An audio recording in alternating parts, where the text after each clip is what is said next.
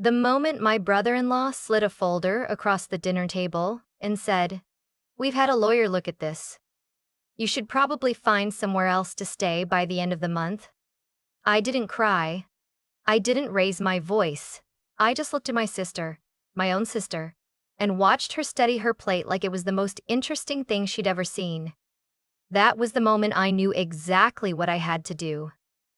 But I'm getting ahead of myself. My name is Gwen. I'm 31 years old, I work in healthcare administration, and for the past 4 years I'd been the sole financial contributor to a house that I own, that I paid for, and that somehow, over time, I stopped feeling welcome in. Let me explain how that happens. Because it doesn't happen all at once. It's slow. It's so slow you don't even notice until you're sitting at your own dinner table being handed a folder by a man who has never once paid a utility bill in your home. When I was 26, our parents went through a rough patch. Dad had been laid off from the plant. He'd worked there for 22 years. And Mom's part-time work at the school district wasn't covering much. They were renting an apartment in Dayton that was eating up most of what they had. I'd been saving for a few years by then, living small, working extra shifts. I had enough for a down payment on a modest house in a quiet part of Columbus, about 90 minutes from them. The original plan was simple. I buy the house, I live there, I build equity. Standard stuff. What happened instead was that I said, "You know what? Why don't you both just come stay with me for a little while until Dad gets back on his feet?" I had a spare bedroom. It made sense, it felt like the right thing to do. My sister Aubrey was living with her boyfriend at the time in an apartment they shared with 2 other people. When she heard our parents were moving in with me, she called and asked if she could come too. Just for a few months, she said. Her situation with her boyfriend had gotten complicated. I said yes. Of course I said yes. Here's the thing about Aubrey. She has always been the one people root for. Not because she's cruel, she's not, or at least she didn't used to be, but because she has a way of making you feel like you'd be a bad person if you didn't help her. She cries easily. She tells stories in a way that always centers her pain. She never asks for things directly. She just describes how hard everything is until you offer. I don't say this bitterly. I'm saying it because it took me 4 years to name it, and once I named it, everything made more sense. Within 3 months of moving in, Aubrey had rearranged the living room furniture. Not asked, rearranged. She said she'd seen a layout on Pinterest that would open up the space. I came home from a 12-hour shift to find my couch against a different wall, and my bookshelf moved to the hallway. I mentioned it to my mom, who said, "Oh, doesn't it look nicer though?" I let it go. 6 months in, Aubrey started dating a guy named, I'll call him what he was, a problem. His name was Ray. Ray was loud. Ray had opinions about everything, and Ray started appearing at dinner most nights, not invited, just there, sitting in my chair actually, which he'd apparently decided had better lumbar support. I mentioned it to my dad, who said, "He's all right, don't make it a thing." I let it go. A year in, Ray had essentially moved in. He kept clothes in Aubrey's room, my guest room, and had staked out the far corner of the garage for what he called his workspace, which appeared to be a shelf with some tools he never used. He didn't pay anything. When I brought up the idea of everyone contributing to household expenses, Ray laughed like I'd made a joke. Aubrey changed the subject. My parents looked uncomfortable and suddenly became very interested in the weather. I was paying the mortgage, the property taxes, the insurance, utilities. I was buying most of the groceries because I got home later than everyone else, and the fridge would be mostly empty by then. I was scheduling the HVAC service, calling the plumber when the guest bathroom backed up, handling the homeowners association notices. I was doing all of this while working full-time, often overtime, and living in my own home like a guest. The shift happened, if I had to pinpoint it, sometime around year 2. Aubrey and Ray broke up. It was dramatic and loud and took about 3 weeks of crying through the walls before it was over. Ray moved out. For about a month, Aubrey was subdued, apologetic, almost like the sister I remembered from before. Then she met Dominic. Dominic was different from Ray in one important way. He was charming. He knew how to talk to my parents. He brought things over. A six-pack for my dad. Flowers from my mom. He shook my hand the first time we met and said he'd heard so much about me. He smiled like he meant it. He was also, I would come to understand, the architect of everything that followed. It started with small suggestions. Dominic would mention, offhand, things like, it seems like Aubrey does a lot around here. Does she get any kind of consideration for that? Or, at the dinner table, so Gwen, what's the plan long-term with the house? Like, is this a family situation or is this just temporary?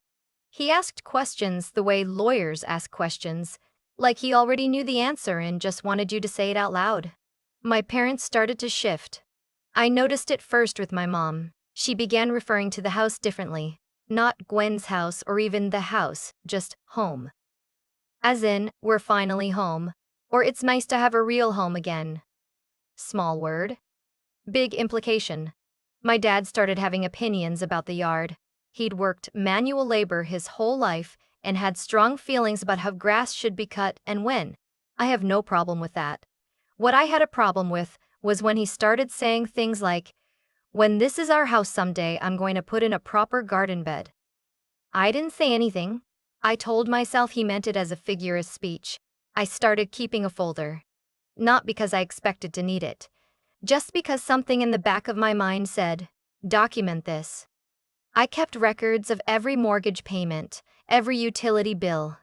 The deed, of course, the original purchase agreement.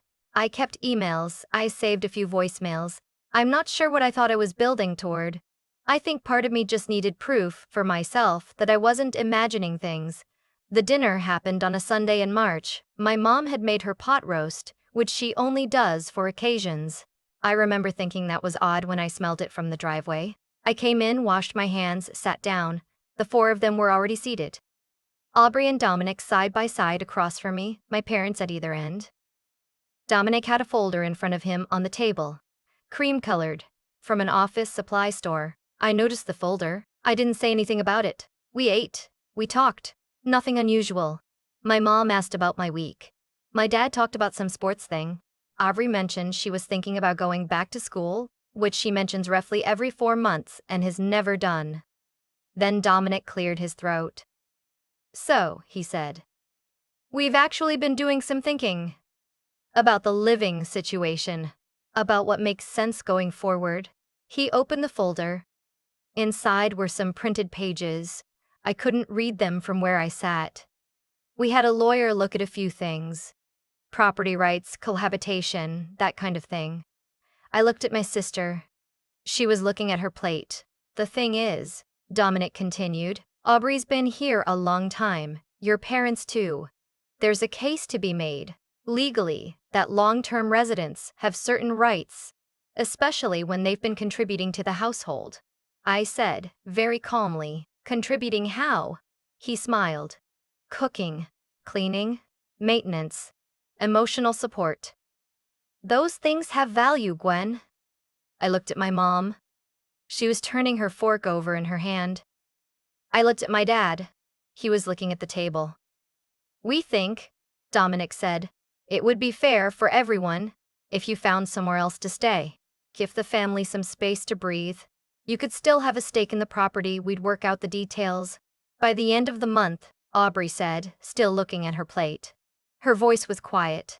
Not apologetic.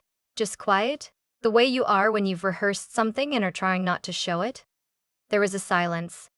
I picked up my water glass and took a slow sip. I set it back down. Okay, I said. Dominic looked mildly surprised. I think he expected an argument. Okay, I said again. That's an interesting proposal. I want to show you something, though. I got up from the table and walked to my bedroom. Not my old bedroom. My bedroom, the one I'd slept in since I bought the house, the one with my name on a lease I drafted and never bothered to execute because I didn't think I'd need to. I opened my closet and pulled out the accordion folder I kept on the top shelf, the one I'd been quietly adding to for about 2 years. I came back to the table and sat down. I found what I was looking for. The original deed of sale. and I turned it so everyone could read the name printed on it. My name.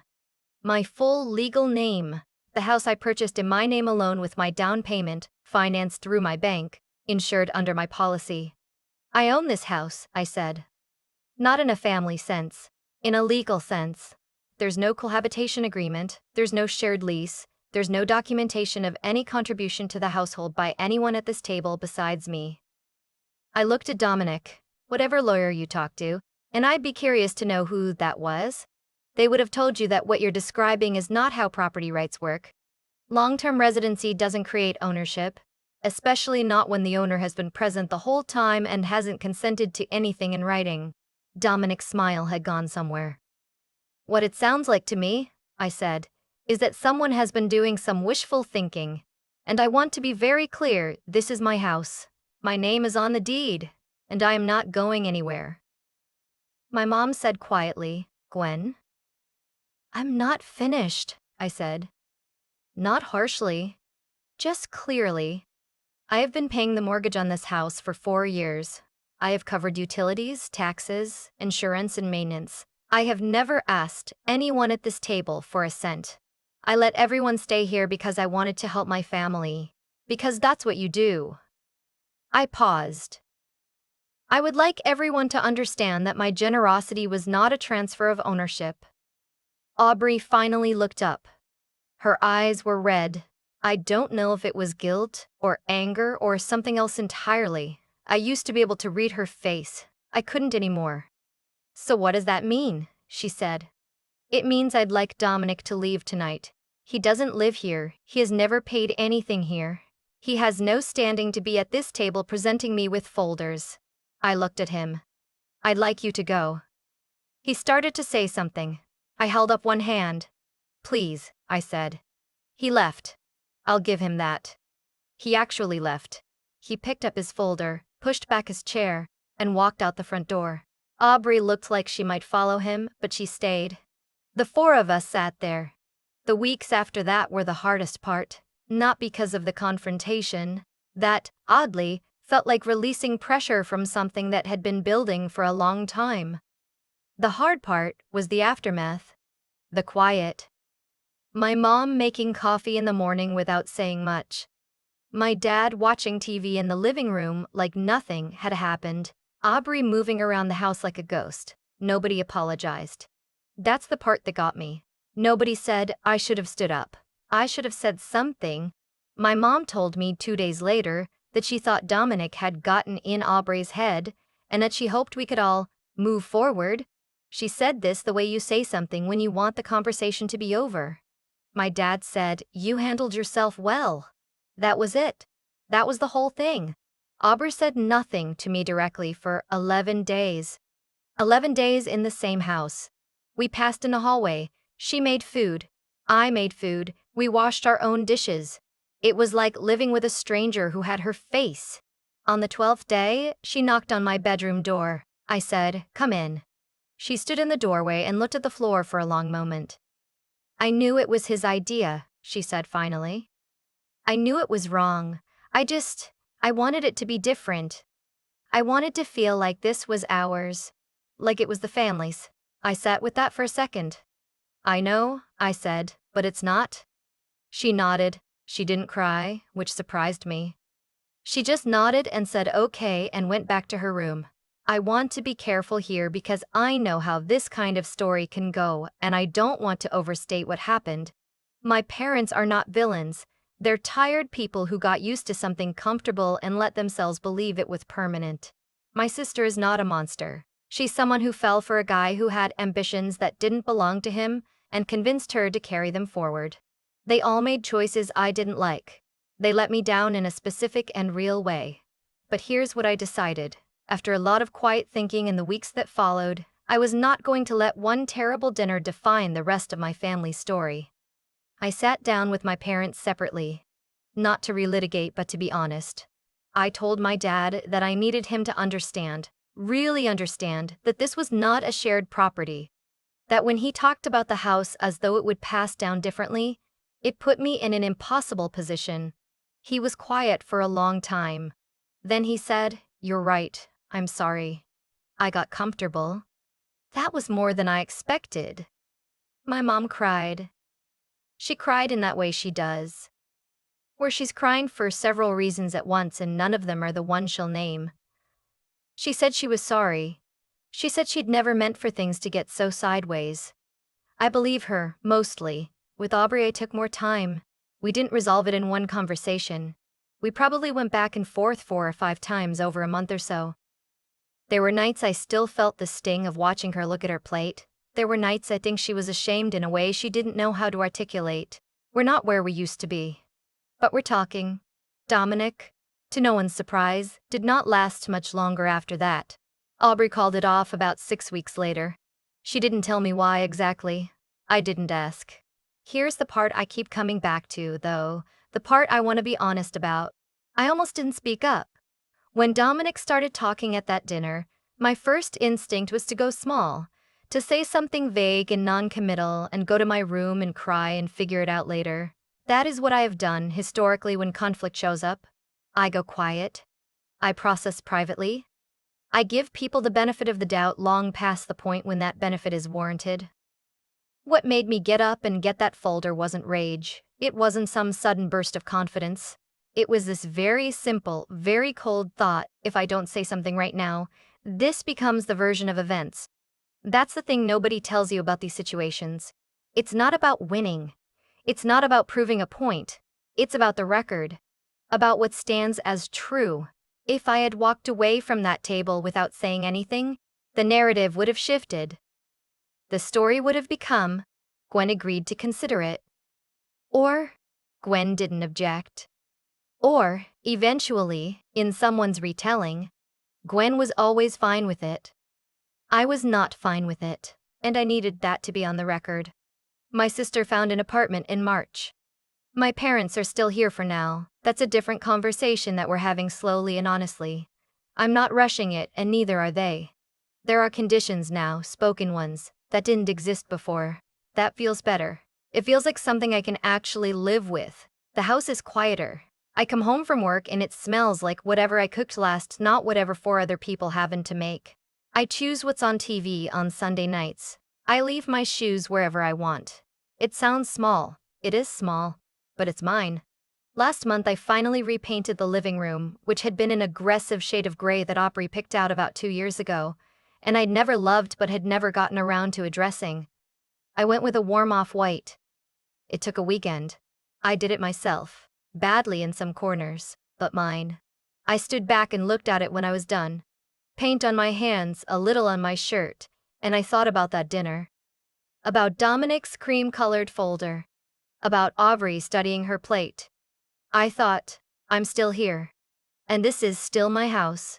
I didn't need the satisfaction to be dramatic. I didn't need anyone to apologize on camera or say exactly the right words or understand the full weight of what they'd done.